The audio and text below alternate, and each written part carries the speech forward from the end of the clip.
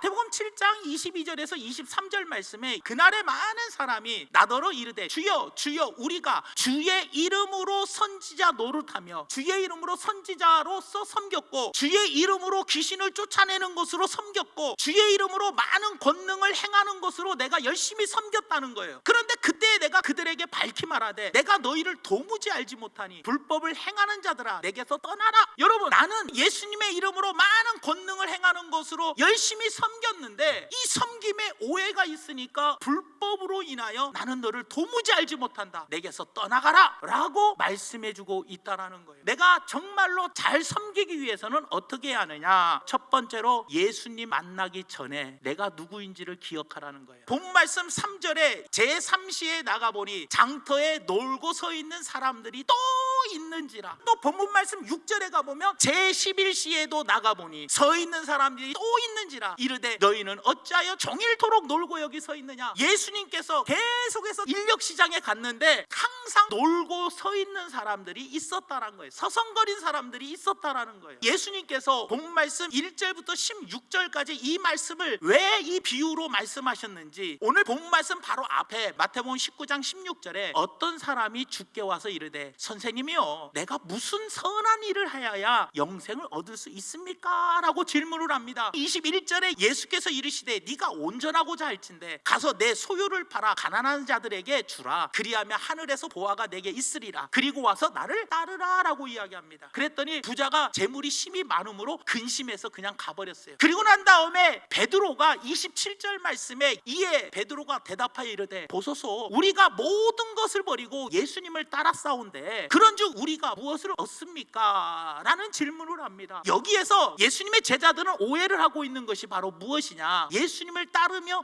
예수님을 섬김에 대한 오해를 하고 있더라는 거예요. 지금 본인들의 과거의 모습이 어떤 사람입니까? 빈둥빈둥 놀고 있던 자들입니다. 베드로와 그 제자들은요 고기 잡는 어부들이었고요, 그리고 세리였고요, 별 볼 일 없는 그런 사람들이었어요. 과거에 예수님이 선택하여 주시지 않았다면 하나님 나라를 유업으로 받지 못할 그런 자들이었더라는 거예요. 과거에 우리가 어떤 사람이었느냐? 에베소서 2장 12절에서 13절에 보면 그때 너희는 그리스도 밖에 있었고 이스라엘 나라 밖의 사람이라 약속의 언약들에 대하여는 외인이요 세상에서 소망이 없고 하나님도 없던 자이더니 이제는 전에 멀리 있던 너희가 그리스도 예수 안에서 그리스도의 피로 가까워졌느니라. 그런데 우리는 무엇을 오해하느냐? 내가 이렇게 예수님을 다 버리고 섬겼으니 나에게 높은 자리를 줄 거라는 기대를 갖고 살아가더라는 거예요. 하지만 진정한 섬김이란 먼저 예수님을 따르는 우리 하나님의 자녀 삼아주신 그 하나님의 은혜를 생각하며 내가 하나님을 따르면서 섬기기 전에 과거의 나의 모습은 하나님의 자녀가 아니었고 천국을 유업으로 받지 못한 그런 사람이었구나. 나는 나 자신이 누구인지를 먼저 알아야 한다는 거예요. 내가 어떤 사람인지를 기억하지 못하면 나는 교만해질 수밖에 없어요. 내가 이렇게 수고를 많이 했는데 하면서 사람이 교만해질 수밖에 없다라는 거예요.